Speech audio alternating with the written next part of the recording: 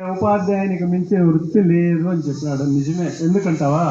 మీతో చూస్తే మేము ఇంటి దగ్గర బయలుదేరితే మా పిల్లలతో ఎప్పుడు చూస్తామా అనిపిస్తుంది.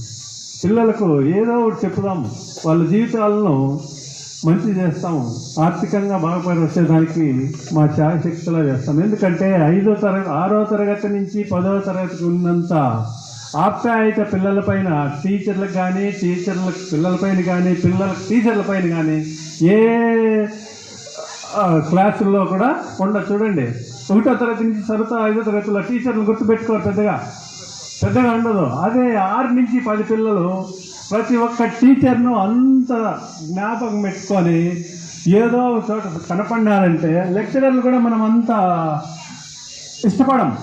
కానీ 6 నుంచి 10వ తరగతి ఉండే ఉపాధ్యాయులు ఎక్కడన్నా కనపల్లి ఎంత ఆనందంగా పిలుస్తారంటే అంత ఆనందం అవుతుంది మాకు. ఏదన్నా డ్యూటీ చేస్తూ ఉంటే పోతే సార్ దగ్గరకు వచ్చి అంత ఆప్యాయంగా పలకరిస్తారు. ఏదన్నా పని ఉంటే వెంటనే చేస్తారు. అదే లెక్చరర్లు ప్రొఫెసర్లు ఉన్నారనుకోండి, వాళ్ళ దగ్గరకు అంత ఆప్యాయంగా పోరు. అది ఉపాధ్యాయుని యొక్క ప్రత్యేకత ఇక్కడ ఉండేది. కాబట్టి మీరు వీళ్ళ సారాలు రీతిగా నేను వక్తను కాదు, ఉపన్యాసం చేత కాదు, నాకు కొద్దిగా విడిపోయిన టీచర్లని పిల్లల్ని కలిపిన వాళ్ళందరికీ నా ఆశీస్సులు ఉంటాయి. మీ అందరికీ థ్యాంక్స్. అదే రకంగా మీరు ఇప్పుడు పెద్దలు మీరు సంపాదనలో ఉన్నారు, అన్నీ చెప్పినాడు సారు. పిల్లల దాకా వాళ్ళన్నీ సక్రమైన పద్ధతిలో చేస్తారని చెప్పి ఆశిస్తూ ఈ మాకందరినీ కలిపిన మీ అందరికీ మరొక్కసారి ధన్యవాదాలు తెలుపుకుంటూ విరమిస్తుంది. యాక్సిడెంట్లో లేకపోతే బాగాలేదంటే ఖచ్చితంగా ఫోన్పే చేసేస్తే అయిపోతుంది. మనకు అడ్రస్తో ఏం పని లేదు. ఖచ్చితంగా సాయం చేయండి. ప్రతి ఒక్కరికి మన చేతనైన సాయం. 100 రూపాయలు చాలు. ఏం మనకేమి వేల పంపి తప్పకుండా లక్షలు పంపించాల్సిన పనిలే. తప్పకుండా సహాయం చేయండి. ఈ సమావేశం ఏర్పాటు చేయడం చాలా సంతోషంగా ఉంది. ఎందుకంటే 2002లో ఫస్ట్ అపాయింట్మెంట్గా నేను ఇక్కడ జాయిన్ అయినప్పుడు సార్ వాళ్ళందరూ పెద్దవాళ్ళే, అందరూ నాకన్నా సీనియర్లే, చాలా పెద్దవాళ్ళు. వీళ్ళ దగ్గర ఫౌండేషన్ పడితేనే కదా మనం పైన చదువుకోగలము అన్న ఉద్దేశంతో మరి బోర్డు పైన రాయడం నేను చేయడం లేదప్పుడు కదా. ఎందుకంటే మీతోనే రాయించాలి, మీకే నేర్పించాలి. ఫ్యూచర్లో హిందీ యొక్క ప్రాముఖ్యత ఎలా ఉంటుంది అనేటువంటిది అప్పటి నుంచి చెప్తూ వచ్చాం.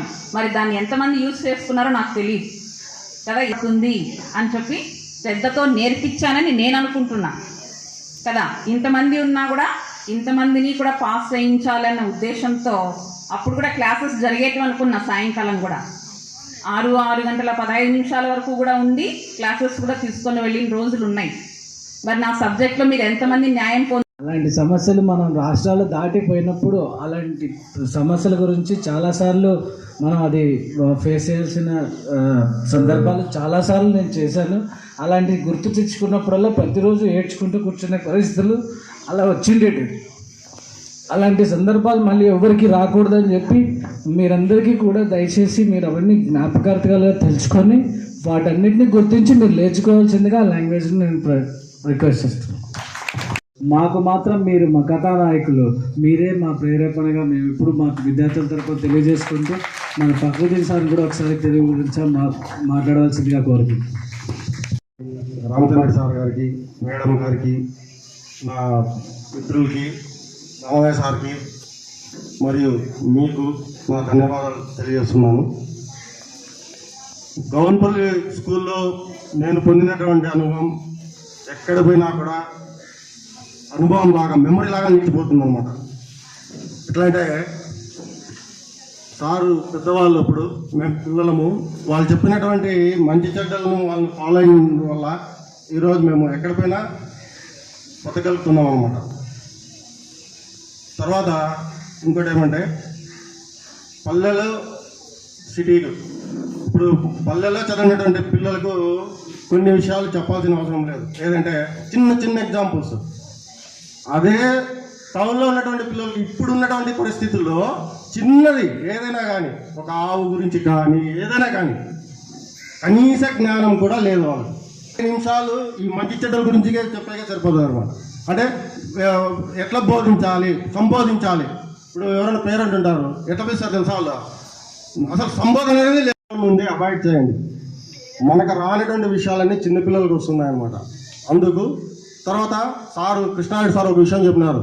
ఏం చెప్పినారంటే గ్రూప్ తయారు చేసుకోండి, మంచి చెడ్డల గురించి ఏదైనా సమస్య వస్తే డిస్కషన్ చేసుకోండి, సహాయం చేయండి, అందరికీ బాగుంటుంది. మీకు అంటే కొంతమంది ఉన్నవాళ్ళు ఉంటారు, లేని వాళ్ళు ఉంటారు, కష్టం సుఖం ఇవన్నీ ఉంటాయన్నమాట. కాబట్టి ఈ అవకాశాన్ని ఇచ్చినటువంటి ఎప్పుడు తీయగా ఉంటాయని జ్ఞాపకాలు తెలియచేసుకుంటూ అంజనప్ప సార్ గారిని ఒకసారి మాట్లాడాల్సిందిగా కోరుకుంటున్నాను. తర్వాత బాబాభక్తులు సార్ గారికి, కృష్ణారెడ్డి సార్కి, రామచంద్ర జయరాజ్ సార్ గారికి, తోటి కోలికి మొదట ఫోన్ చేసింది రవి. మన లాస్ట్ సండే అంటే అది మేము అంటే ఈ అవకాశాన్ని ఎంతో గొప్పగా భావించి మేము ఈ స్కూల్కి వచ్చే సమయానికి మా గురువులతో సమానమైనటువంటి ఉపాధ్యాయుల దగ్గర పనిచేయాల్సి వచ్చింది. అక్కడ మేము ఇక్కడ ఎన్నో విషయాలు తెలుసుకున్నాం. ఫస్ట్ బ్యాచ్ మేము వివిగా వచ్చినప్పుడు మీరు 7th క్లాసు, అప్పుడు 150 మెంబర్స్ ఉండేవాళ్ళు.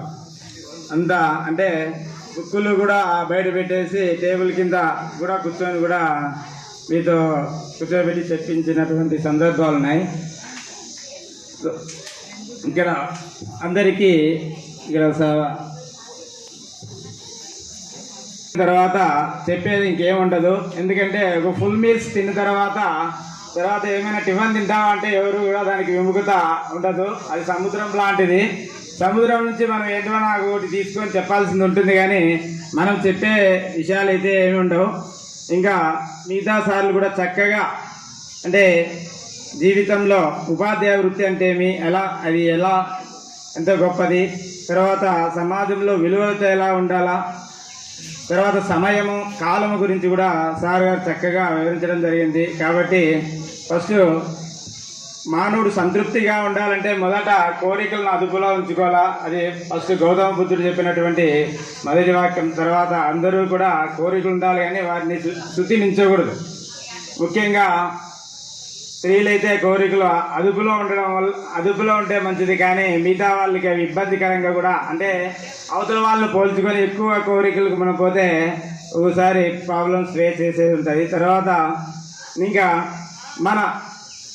మన పెద్దలు మన ఎప్పుడైనా కానీ మనం ఇప్పుడు తెలుగు కూడా రాదు, మానవ సంబంధాలంటే కూడా తెలీదు, తర్వాత అమ్మమ్మ అంటే తెలియదు, నాన్నమ్మ అంటే తెలియదు. కాబట్టి ఇలాంటి పదాలు కూడా మనం గూగుల్లోనో తర్వాత ఏదైనా వీడియోలోనో చూసుకొని చెప్పించేటటువంటి పరిస్థితులు ఉన్నాయి. కాబట్టి మీరు తల్లిదండ్రులుగా పిల్లలకు ఆదర్శంగా ఏదైతే ఇంట్లో మీ పెద్దలతో మీరు పరిచయం చేయాలా, మీ అమ్మమ్మరా, మీ నాన్నమ్మరా, మీ తాతయ్యరా అని మీరు సెలవుల్లో కానీ ఊర్లకు వెళ్ళినప్పుడు వాళ్ళతో మీ పిల్లలను పరిచయం చేసి వాళ్ళతో ఫ్రీగా ఉంటాను. కానీ ఇంత బాగా జీవిస్తున్నందుకు మా గురువులకు రుణపడి ఉంటానని చెప్పి మళ్ళొకసారిగా తెలియజేసుకుంటూ మన బాబు సార్ కూడా ఒకసారి మాట్లాడవలసిందిగా కోరుకుంటున్నాను. చాలా సంతోషం. నేను 2002లో డిగ్రీ చేసుకొని వచ్చిన తర్వాత పుట్టిన ఊరిలోనే ఒక ఉపాధ్యాయ వృత్తిలోకి ప్రవేశించడం అనేది చాలా చాలా సంతోషం. అంటే అప్పుడు గవర్నమెంట్ జాబ్ లేకపోయినా వృత్తిపరంగా విద్యా వృత్తిలోకి చేరడం చాలా సంతోషదాయకం అనమాట.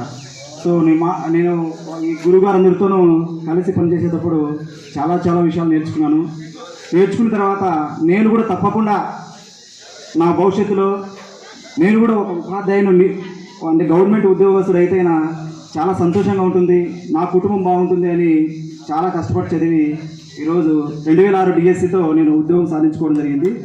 నిజంగా ఒక విషయం తెలియజేస్తాను మీకు, అది పర్సనల్ విషయమే. మాకు హెడ్ మాస్టర్గా నాగిరెడ్డి సార్ ఉండేవాడు ఇక్కడ హై స్కూల్లో. అంటే నేను ఇక్కడ విద్యా వాలంటీర్ పనిచేస్తున్నప్పుడు చోళ సముద్రం నాగిరెడ్డి సారు. మా నాన్న పని చేసుకుంటూ వచ్చి, నేను అప్పుడు డిగ్రీ అయిపోయింది కదా, డిగ్రీ అయిపోయిన తర్వాత గ్రాడ్యుయేషన్ అంటే ఎలక్షన్ ఉంటాయి కదా పట్టభద్రులు సంబంధించినవి, మా నాన్నకు పోస్ట్ మ్యాన్ మామూలన్న రఘునారన్న ఇచ్చి నీ కొడుకు ఏదో వచ్చిందని మా నాన్న దగ్గరికి ఇచ్చినాడు.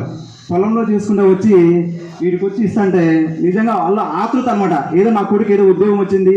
అసలు అతనిలో ఇచ్చేటప్పుడు ఆ కళ్ళలో నీరు, ఇంకా చెప్పలేను, వర్ణించలేను. నిజంగా మా నాన్న చనిపోయి ఎక్కడ ఉన్నాడో ఏమి తెలియదు. సో అలాంటి అంటే నేను ఇంకా ఏమి సాధించలేకనే, నాకు ఏమీ లేకపోయినా వాళ్ళు అంత ఆనందం ఉంది.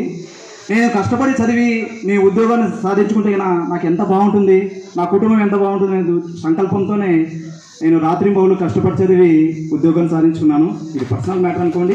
మీరు కూడా మీ స్థాయిల్లో మీరు ఏ వృత్తైనా ఎన్నుకోండి. గురువుగారు అందరూ తెలియజేశారు, ఏ వృత్తైనా ఎన్నుకోండి, దాన్ని కష్టపడి సాధించుకోండి. మీ పిల్లలు కూడా మోడల్గా ఉండాలని కోరుకుంటూ ఇంతటితో నా ఉపన్యాసం ముగిస్తున్నాను. ధన్యవాదాలు తెలుపుకుంటూ ఈ చిన్న కార్యక్రమాన్ని సంప్రదాయంగా నడిపినందుకు, జయప్రదంగా చేసినందుకు మా ఉపాధ్యాయులందరికీ మరొకసారి ధన్యవాదాలు తెలుపుకుంటూ ఇప్పుడు ఒక చిన్న వైట్ షర్ట్ల పైన ఏదో హీరో బొమ్మలు ఐరన్తో పెట్టేది ఏదో పెట్టుకుంటారు. అవి నేను ఇక్కడ ఇక్కడ ఇక్కడ అంతా షర్ట్ వేసుకొని వస్తాను. సార్ పిలిచి ఆ షర్ట్ మీద ఉన్నది ఎవరా? Sir Chiranjeevi, sir NTR. వాళ్ళు అన్నం పెడతారా మీకు? లేదు సార్, రేపటి నుంచి నువ్వు షర్ట్ వేసుకోవాలి పైన పర్లే, ఈ బొమ్మలు కనిపించానుకో మీ నాన్న మీ అమ్మ ఎవరో నాకు వాళ్ళు ఎవరో అవసరం బట్టలు తెప్పించి గ్రౌండ్లో అంతా తెప్పిస్తా. కొత్త బట్టలు కొట్టించుకొని నీట్గా వస్తేనే స్కూల్కి రా, లేకపోతే రావద్దు. సార్ చెప్పారు, అది ఇప్పుడు కూడా నేను మర్చిపోను. అది ఇంకా భాగ్యలక్ష్మి మేడం, అసలు మేడం గుర్తుందో లేదో తెలీదు, నాకు హిందీ చాలా ఫేవరెట్ సబ్జెక్టు. ఇప్పుడు కూడా హిందీ సబ్జెక్ట్, ఆ హిందీ వల్లనే కొంచెం నేను జాబ్ చేస్తున్నట్టుగా జరిగే కదా. సో మేడంకి దానికోసం ప్రత్యేకంగా నా కృతజ్ఞతలు తెలియజేసుకుంటున్నాను. నిజంగా చెప్పాలంటే నాకు మాతృ సమానాలలాగానే అనుకుంటాను ఇప్పటికి కూడా. ఎప్పటికీ మేడం అయితే మర్చిపోను. ఇంకా జయచంద్ర రెడ్డి సార్ అంటే ఇంక మా నాన్న దగ్గర నుంచి నా దాకా ఇంక చెప్పింది. ఒకసారి అట్లా బైక్ మీద అక్కడ వస్తుంటే నాన్న వెనక సార్ వాళ్ళ ఇంటి ముందర అట్లా దాన్ని పోతాంటేనే భయపడి దాంట్లో దూకేసిన. సార్ మీద బండిలో పోయాలన్నా కూడా భయం, అంత భయం సార్ అంటే ఇప్పటికి కూడా అనుకోండి. వచ్చినటువంటి ఉపాధ్యాయులందరికీ టైంని కేటాయించి విద్యార్థుల కోసం వచ్చినందుకు అభినందనలు తెలియజేస్తున్నాం సార్. ఇంకొకటి ఏమంటే, ఈ పార్టీని అరేంజ్ చేసినటువంటి బాబా అలీ కానీ, రవి కానీ, సల్మా కానీ, కళ్యాణి, ఇలాంటి చాలామంది ఉన్నారు. వాళ్ళందరికీ కృతజ్ఞతలు చెప్తున్నాను. ఎందుకంటే వాళ్ళందరూ ఒక టీం వర్క్ చేసినారు కాబట్టి ఇంతమంది ఇక్కడ గ్యాదర్ అయినాము. కాబట్టి టీచర్స్కి కానీ నాతోటి విద్యార్థులకు కానీ అందరికీ కృతజ్ఞత. మనకు ఖచ్చితంగా అనుభవం అనేది ఉంటుంది. ఖచ్చితంగా మనమందరం చచ్చిపోయేదైతే వాస్తవం, అవునా కాదా? కాకపోతే యాక్సిడెంట్ అయ్యో హార్ట్ అటాక్ వచ్చో చచ్చిపోతే ఓకే, దానికి మనం ఏం చేయలేం. కానీ వయసు ముడిగి బెడ్ మీద పడి చచ్చిపోయే కాలం వస్తే ఖచ్చితంగా మన కళ్ళ ముందు మెదిరే వాళ్ళు ఎవరు అంటే మన తల్లిదండ్రులు, భార్యలు, పిల్లలు. ఆ తరువాత అంత గొప్ప స్థానం ఉన్నది నేను ఖచ్చితంగా చెప్తున్నాను మన గురువులకి మరియు నా మిత్రులకి. నేనైతే ఏ రోజైతే బెడ్ మీద పడిపోయింటానో ఆ రోజు ఖచ్చితంగా కృష్ణారెడ్డి సార్ గుర్తొస్తాడు. ఏదో గణనలో చిన్న తప్పు చెప్తే జుట్టు వికిటోడు వచ్చింది, అవునా కదా? ఖచ్చితంగా సార్ని గుర్తు చేసుకోవాలి. సుబ్రెడ్డి సారు టైఫాయిడ్ ఎట్లా వస్తుందిరా అంటే ఏదో టెటానే అన్నా, కాదురా సాల్మోనెల్లా టైఫాయిడ్ 2 వీకేశాడు. ఇంక మర్చిపోం ఆ బిట్ అనేది, మనం జీవితంలో మర్చిపోం. రామచంద్రెడ్డి సార్ ఏదో వర్క్లో ఉండి ఇక్కడ కొట్టారా బాబు, అబ్బా బాబా.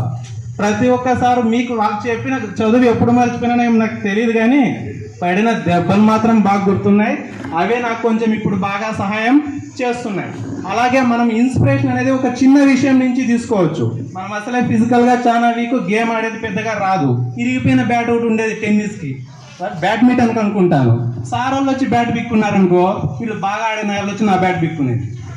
నేను బయటికి వెళ్ళాలి, రే ఇట్లా కాదురా, ఖచ్చితంగా నేను టీచర్ అవ్వాలా, అప్పుడు నేను బాగా ఆడే వాళ్ళ బ్యాట్ లాక్కోవాలి అనుకున్నాను. అదే నా ఫస్ట్ ఇన్స్పిరేషన్. మరొక ఇన్స్పిరేషన్ ఏంటంటే, అక్కడ నా పేరు రాలేదు. 10th క్లాస్లో టాప్ లిస్ట్లో మహేష్ రెడ్డి అనే పేరు రాలేదు. కాకపోతే ఏమైంది, ఇదే గౌనిపల్లి స్కూల్లో టీచర్గా నా పేరు పడాలని ఆ రోజు నిర్ణయించుకున్నాను. మేబీ టీచర్గా కాకుంటే హెడ్ మాస్టర్, టైం బాగుంటే ఇంకొంచెం ఎక్కువ, కానీ ఖచ్చితంగా అవుతుంది. చిన్న చిన్న విషయాల నుంచి ఇన్స్పిరేషన్ తీసుకోవచ్చు. మన ఫిజిక్స్ సార్ చెప్పినారు కదా, ఆమె ఒక నమస్తే పెట్టుకోవడంలో ఆమెకు పెద్ద ఇన్స్పిరేషన్ వచ్చింది కాబట్టి తీసుకున్నారు. రెండోది విద్యార్థులు, ఉపాధ్యాయులు. విద్యార్థి మరియు ఉపాధ్యాయుని మామూలుగా పేరెంట్స్ ఆలోచన విధానం ఎలా ఉంటుందో చెప్తాను. పిల్లల్ని ర్యాంకుల వెనక, మార్కుల వెనక పరిగెత్తమని చెప్పకండి. All fingers are not equal. వేరే వేరే వేలకి వేరే వేరే పని కేటాయించినాడు దేవుడు. అలాగే భూమి మీద మనం పుట్టినప్పుడే ప్రతి ఒక్కరు చేయాల్సిన పని ఒకటి ఉంటుంది. డ్రైవర్స్ ఉండాల్సిందే, క్లీనర్స్ ఉండాల్సిందే, టీచర్స్ ఉండాల్సిందే, లాయర్స్ ఉండాల్సిందే.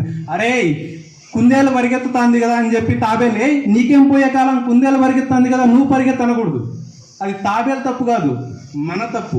మన పిల్లల్లో ఏవైతే ప్రతిభ ఉందో, నైపుణ్యం ఉందో అది మీరు గుర్తించి దాంట్లో మీరు వాళ్ళు ముందుకు వెళ్ళేట్టు చూసుకోండి. యాక్చువల్గా మన సార్ వాళ్ళు ఇప్పుడే చాలా వెయిట్ చేస్తారు, ఆకలి అవుతూ ఉంటుంది అనుకుంటున్నాను. ఈ అవకాశం ఇచ్చిన అందరికీ చేతులెత్తి నమస్కరిస్తున్నాను. Thank you very much my friends. Thank you sir.